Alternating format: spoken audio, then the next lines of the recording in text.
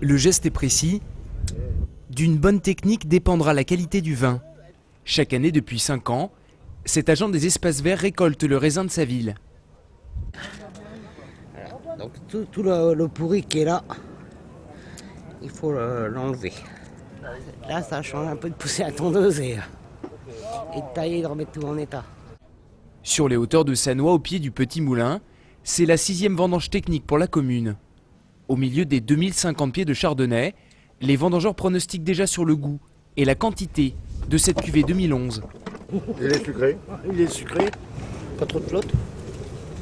L'année dernière, on avait beaucoup de flotte et il avait goût d'eau. Oui, on a plus de grappes que l'année dernière. Et les moins pourris. Après le ramassage de cette première journée, place à la pesée. On va avoir 4, 1000 5, kilos. ouais, et puis il y a tout ça compté. Ouais. Les raisins sont gros, leur teinte bien dorée.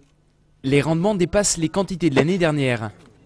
Malgré une récolte anticipée de 15 jours, le vigneron de Sannois table sur un vin équilibré, avec un potentiel d'alcool entre 12 et 12,5 degrés. On a pas mal quand même. On a eu un printemps très chaud, donc avec une pousse très rapide, une belle floraison, donc plutôt précoce.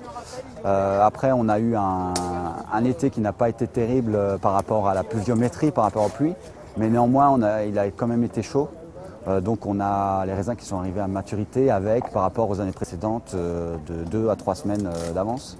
Voilà, donc c'est quand même une bonne année.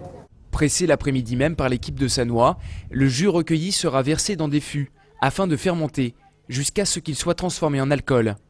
Avant cette étape, impossible de dire quel sera le goût de cette cuvée 2011 et si elle remportera les prix de sa petite sœur 2009.